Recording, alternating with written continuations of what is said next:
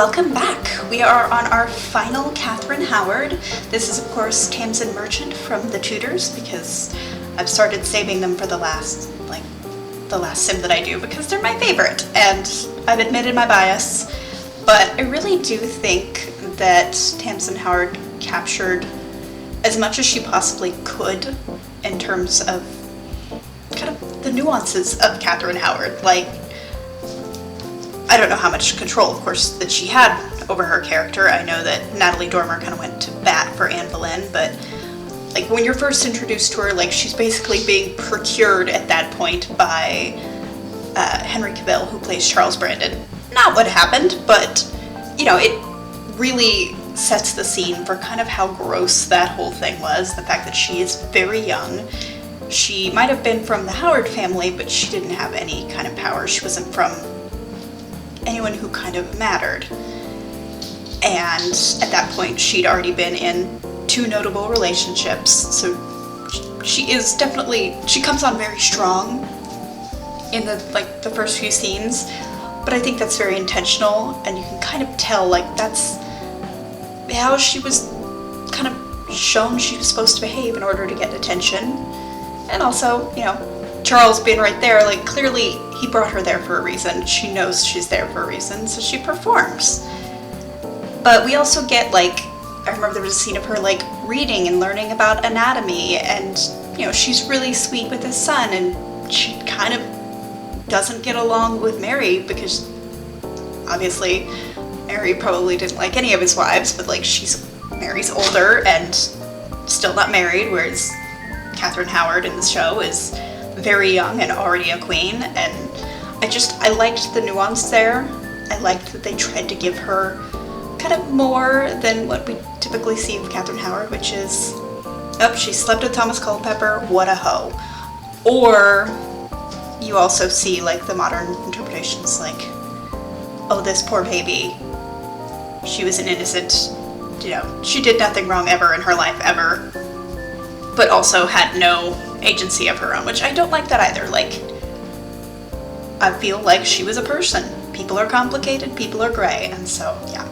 I also really just like her face, I'm gonna be honest. Like, I just think she has really interesting features. It was kind of hard, because every picture of her, something's slightly different, and she's smiling in a lot of the pictures as well, but just like the width of her eyes, kind of the tilt of her eyes. So I did my best. I think I got a pretty decent portrayal, and I'm curious to see how she's gonna cross with my Henry. But yeah, her cheekbones were probably the hardest, because like in some she looks like she has like banging cheekbones, and then other ones they're a little bit lower, not as pronounced, and I'm just like so I just went with what looked the best, because obviously this is a sim. I didn't want her to look super weird. I also should have changed her eyebrows, but I had already chosen these and I was leaning in at that point. So yeah, that's really all I have to say about this particular portrayal. Doing all these sims has actually made me really want to watch The Tudors again, but also to watch the ones that I haven't seen.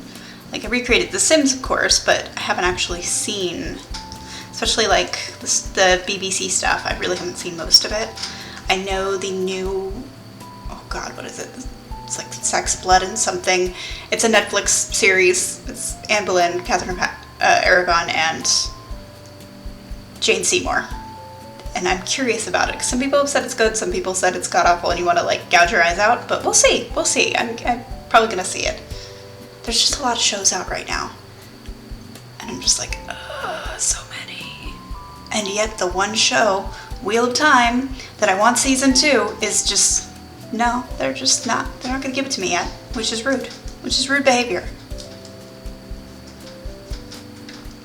Because yes, I am still obsessed, even though I'm not doing The Sims on the channel really anymore, because I don't have any more to do, but like, yeah, still obsessed. That hasn't changed.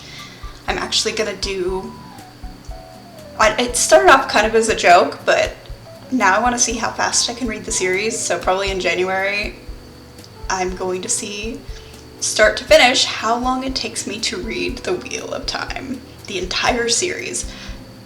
I don't know if I'm gonna count New Spring in that, but definitely the main books. Someone was saying you can do it in 6 to 8 days. I don't know if you can. I'm gonna book a day.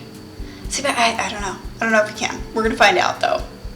I'm gonna be like the worst, most insufferable, mean person probably during it because I'm competitive. And there's no one to compete against. I'm competing against an imaginary alleged 6 to 8 days, but like I would like to beat the imaginary 6 to 8 days. So we'll see. And yeah, I went with this parted hair because in the kind of the first scene where she meets Henry, her hair is parted. It's parted the other way, but it works. And then I gave her the typical Tudor tiara because they all have one, and I found a dress that was similar enough that I was happy with. Like, I wasn't being super particular about it.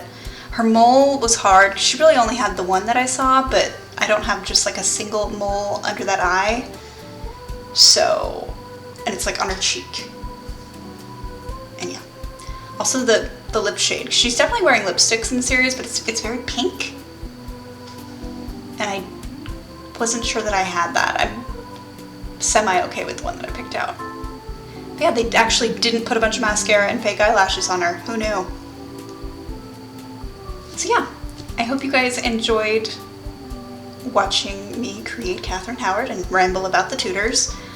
Of course, definitely check out the other Catherine Howards before we do the genetic challenge.